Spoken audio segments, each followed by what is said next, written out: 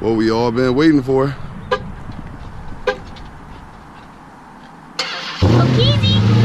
Follow me on Instagram and Snapchat.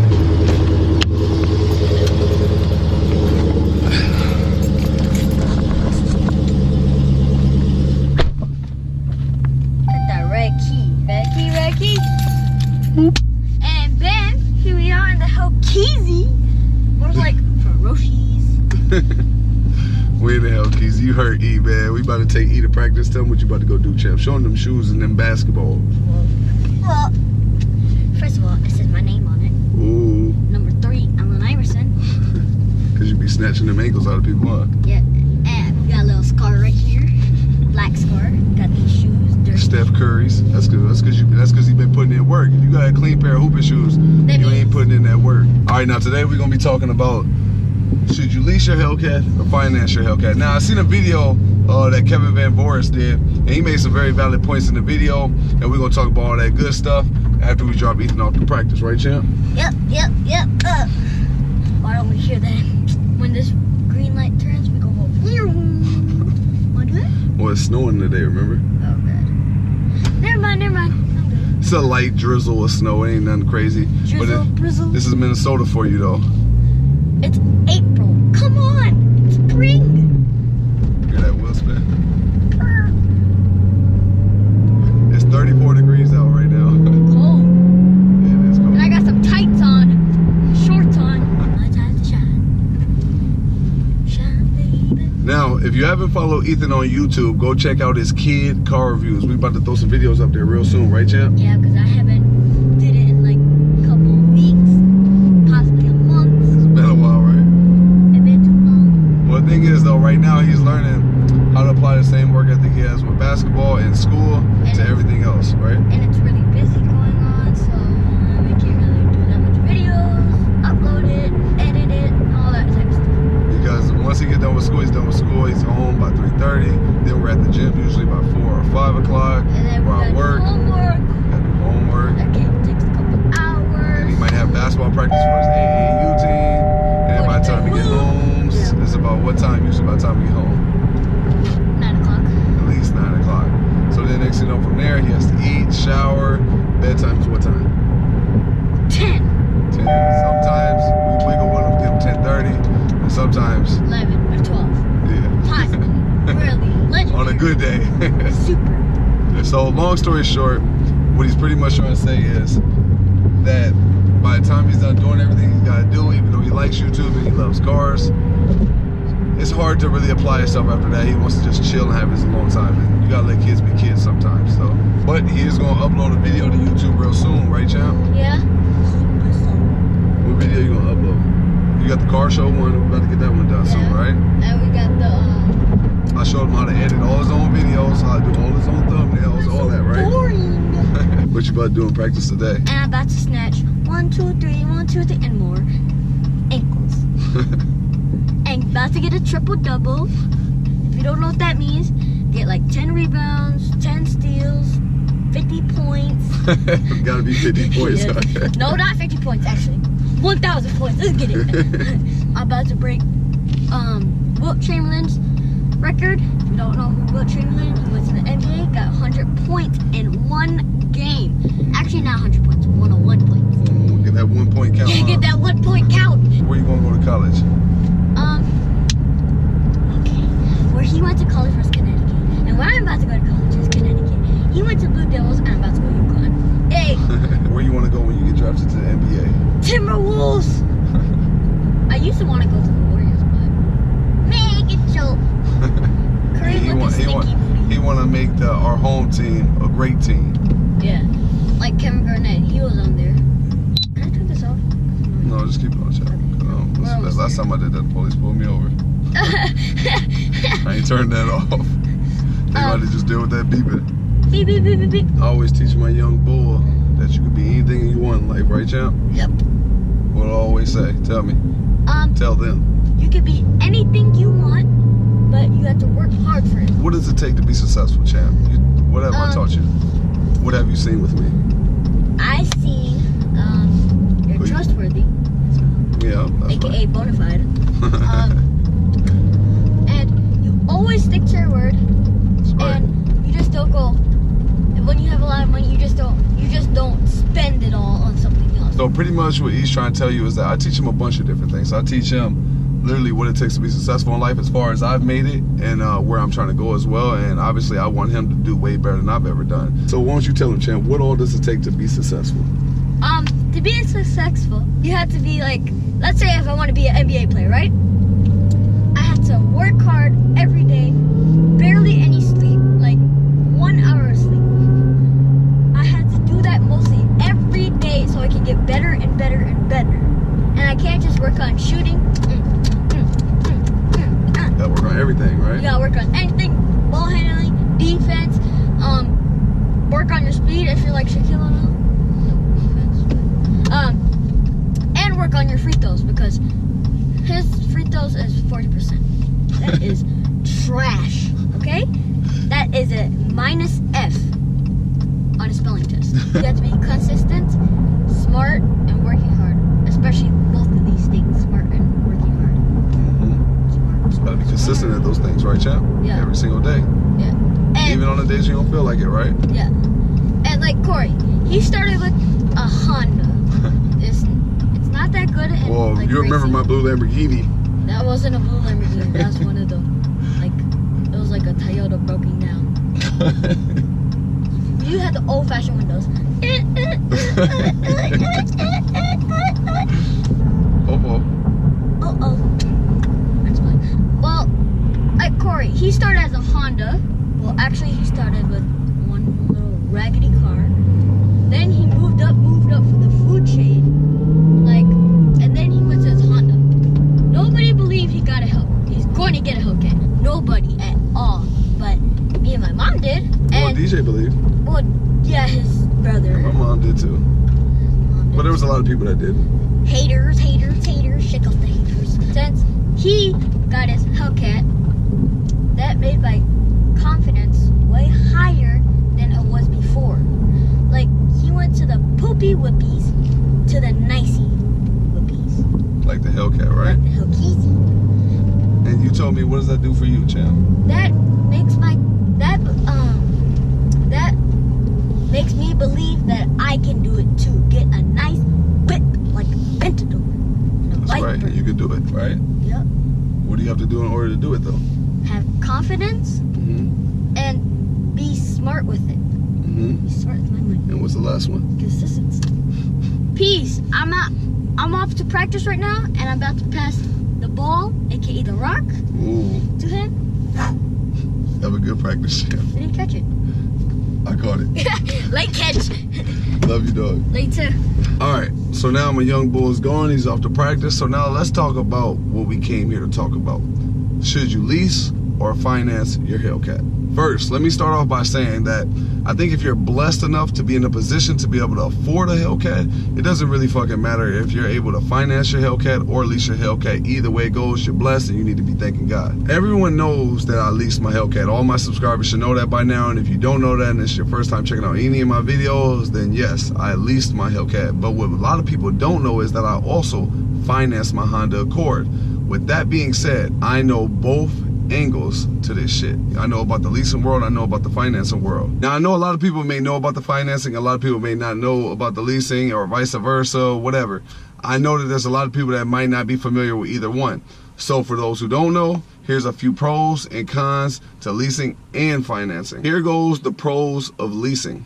I'm about to receive some hate on this shit, but here goes number one.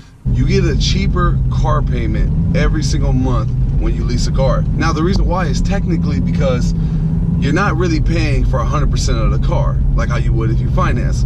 You're kind of getting the car at a kind of a discounted rate. Now let's say for instance with my Hellcat. My Hellcat's a $70,000 car. Oh, people out there, it's so funny. People, oh, you pay $70,000 for a Hellcat, then you, sir, are an idiot. Hey man, fuck you, shut up. All right, but now my Hellcat is $70,000. So with that being said, how is my car payment $691? Because the way it works is you pay a fraction of the price of the car. So I don't know the exact fraction or percentage of the car that you're paying for, but for a $70,000 car, I'm paying $691 a month with $2 grand down, obviously. So $2 grand down at a $751 car payment turns my car payment into $691 a month. Now, which is totally opposite if you finance a car. If you finance a $70,000 car, your car payment could be anywhere between $1,100 and $1,300 every month. The number 2 pro about leasing is the fact that when you lease a car for 3 years, right?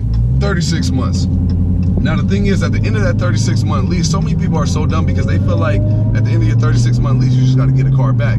When you don't, at the end of your 36-month lease, you can either give the car back, hop into a new whip, or just get a car back and be done with the car, or you can finance the same car you just leased for 3 years. You can finance at the end of your leasing agreement. It's all up to you. So you have 3 options. Number 3 about the leasing that's a pro to me is the fact that all depending on your leasing agreement, everything is covered under your lease, like oil changes, air filters, you know, all that good shit is usually covered, all depending, like I said, on the agreement that you have with the dealership who you lease your car through. But for the most part, it usually covers all that good shit. And if anything goes wrong, everything's covered 100%. Now, obviously, you're gonna have to pay for like the tires if you're burning up rubber and, you know, brake pads and all that shit. All the wear and tear shit, you're gonna pay for yourself.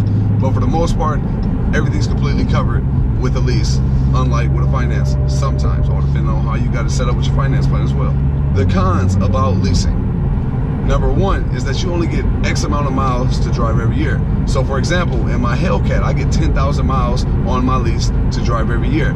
I already have 4,438 miles. So it's safe to say I got about 5,500 miles left in this year. Now, the thing is, in your 3-year lease, you got 30,000 miles. So you can use 15,000 in 1 year and use 5,000 in the next year and then use 10,000 in your last year. It doesn't matter how you spread it out. You get 30,000 miles in 3 years. 10,000 miles per year. Now, let's say if you go over 10,000 miles in that 1 year, there's no penalty for that shit. You can put 30,000 miles on your car in 1 year and then just not drive it for the next 2 years if you want to. I don't know who would do that shit, but if you want to, that's cool. You know what I mean? As long as you just don't go over your miles. Now, if you do go over your miles, that's about 50 cents a mile for every mile you go over. And at the same time, it just doesn't look good. You don't want to go over the mileage on your lease, period. Number 2 bad thing about leasing is the fact that the way you buy this car original from the factory is how you got to give it back at the end of your 3-year lease if you choose to give it back. Oh, tunnel. Now, the way that you give it back is got to be the same way in which you purchased it off the showroom floor or wherever you bought it from. That's how you got to give it back. However you got it, that's how you got to give it back. Now, technically, you're not supposed to do any mods or anything like that to your lease, but as you can see on mine, I've done a few, just a couple, you know, but the thing is with me, it doesn't matter because I'm keeping my car at the end of my 3-year lease. So it only matters if you don't plan on keeping your car forever. Now, technically, it matters, but with me, it don't really fucking matter because at the end of your 3-year lease, there's nothing, they're not even gonna look at my car, any of that shit. That's my radar, so don't bitch about that. It doesn't even matter about that shit with me because I'm keeping my car forever. So even though technically you're not supposed to do any kind of modifications to your lease whip at all, I've done it because, like I said, I'm gonna keep it forever, so I don't really care, and I don't give a fuck what nobody gotta say in the comments either. And I don't really care what none of you hating-ass, negative motherfuckers gotta say about what I'm doing to my car. This is my car, this is my shit, and I can do whatever the fuck I want with it, even though technically it's the bank's. But nonetheless, I'm gonna finance it after my 3-year lease is up, and I'm gonna finance it for 3 years, so in total, that'd be 6 years total that I've paid on this Hellcat, and after 6 years, it'll be my shit, permanently. Now, number 3 is kind of a toss-up of a bad thing about leasing because I don't feel this way, but I know a lot of people do, so I'm gonna throw it out there anyway so they're not saying, oh, I'm being biased because I leased this Hellcat. And that's that fact that if you make a payment on a lease every single month, that your payment isn't going towards ownership of your car. That's kind of halfway true, you know what I'm saying? Because you are kind of building equity slightly, but the thing is, when you're leasing a car, you're paying a fraction of the price for the car. So the thing, what they're paying for in finance, let's say if I'm paying $691 a month like I really am, and there's a person paying $1,500 for their Hellcat, right?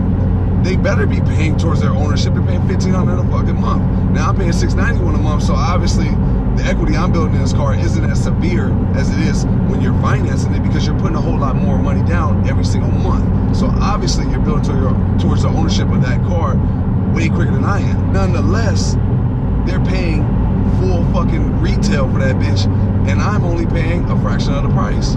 So it all works out to me.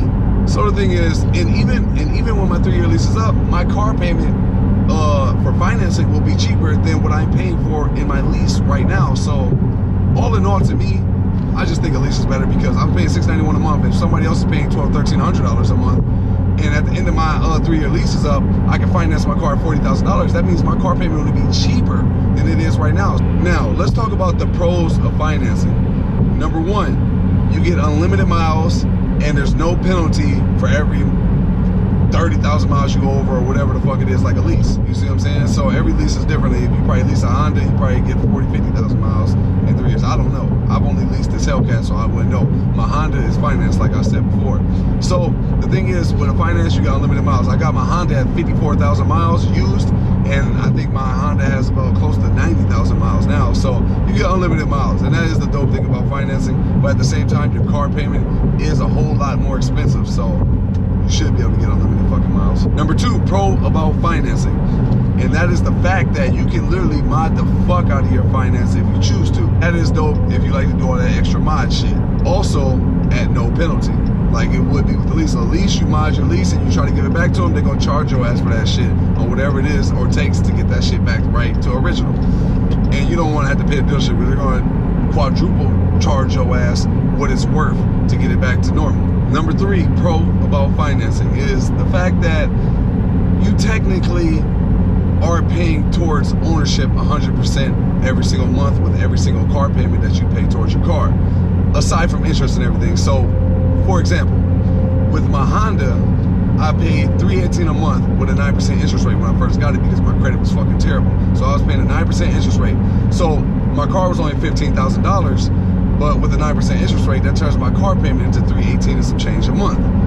Now my interest rate is 2%. So now with my car refinanced and all that good shit, my car is only $200 a month. So I was paying $118 in interest every single month. So only 200, a little less than 200, it was like $196 was going towards my Honda every single month. The other $120 damn near was going towards interest. So that obviously wasn't built towards ownership. That was just obviously paying the bank day money for they cut, right? So y'all already kind of know how I feel about paying towards the ownership and all that good shit. I feel like nonetheless it all finds a way to even itself out from leasing or financing. I'm not biased with financing because I have a car financed and I also have a car leased. And I think it all weighs itself out. And some people feel like when you lease, you get more money to the bank and it's just not really worth it because you're renting it and all that good shit. But to me, I've done both.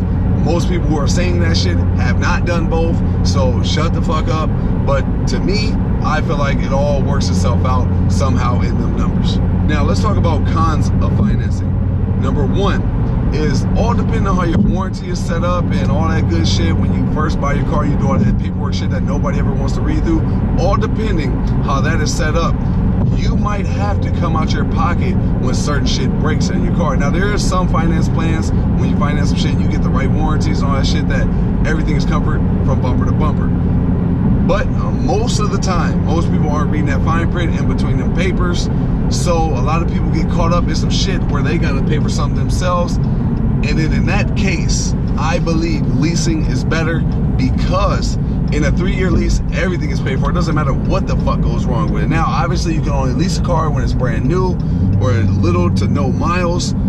So, obviously, most shit is gonna happen after 3 years. You know what I'm saying? But if something does go wrong in those 3 years, and there have been cases where something does go wrong in those first 3 years, you wanna be covered for that shit, because ain't nothing worse than having a high-ass car payment and then getting hit with a bill which you thought was covered, but now you gotta come out your pocket for the car payment and the insurance and also the maintenance. Who the fuck wants that?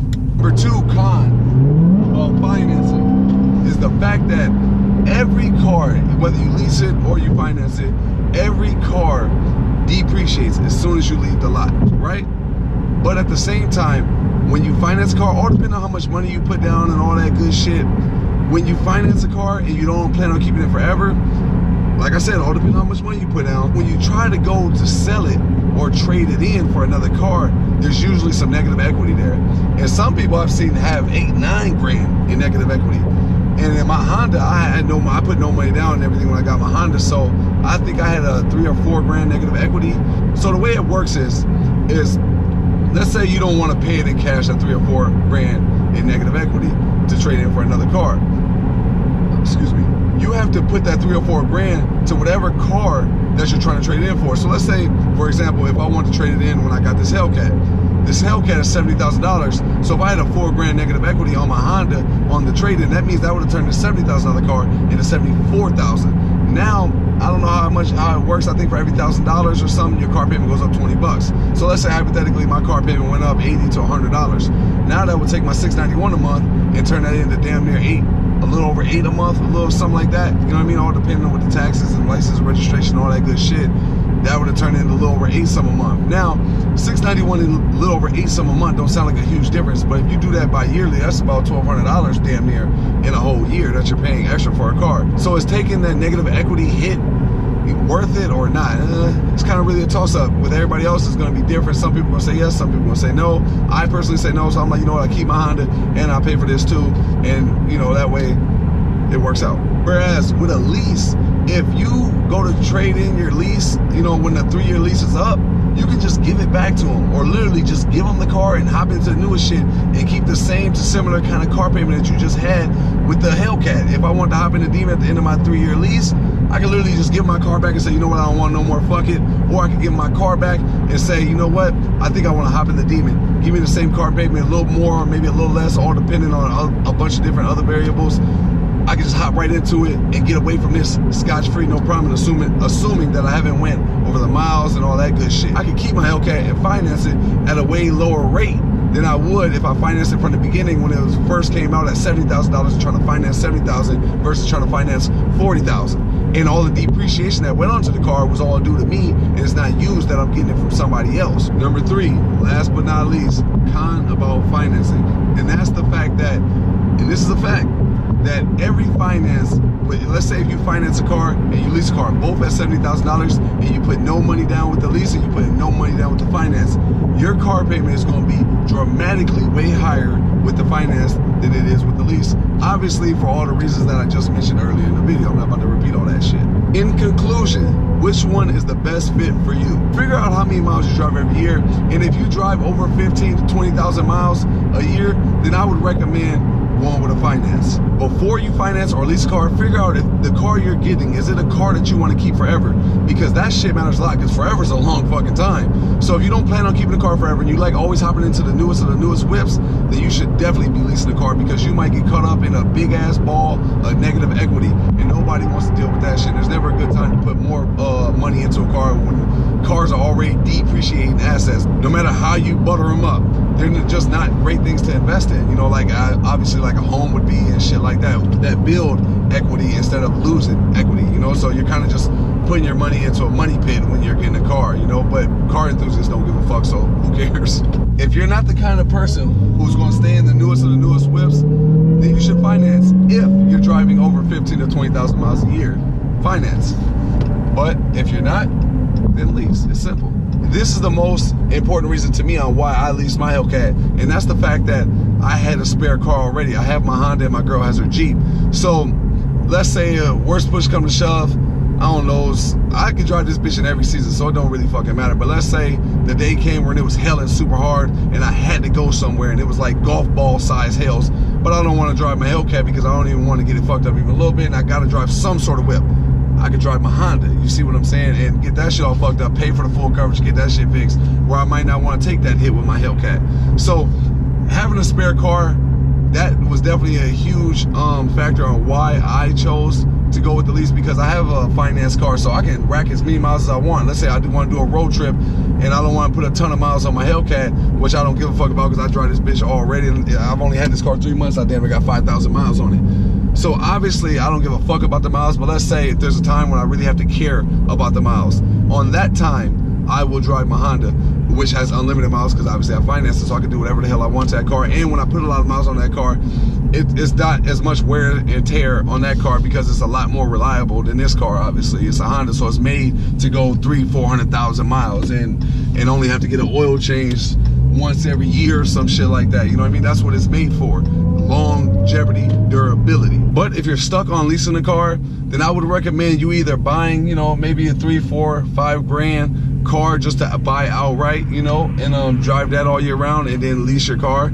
or either finance a cheap car. And if you can afford the lease payment and the finance payment, like I got with the lease payment on my Hellcat, and I got the finance car payment with my Honda, I can afford that, so I do that. And last thing I'm gonna touch on is, if, like I said, if you already have a car that you own outright, or you finance the car that has unlimited miles and all that shit, then what I would say is, if you're looking to get your dream car and you're looking to get your foot in the door of owning your dream car, and you don't have a big ass bag of money to just put a huge down payment to get your car payment cheaper every month on a finance, then lease it, because leasing it will get you in the door of owning your dream car, which in turn leads to you being able to finance your car. I believe if you don't have a big ass bag of money and you're looking to get your dream car and you're not trying to pay $12, $13 plus $100 a month for your dream car, then lease that bitch.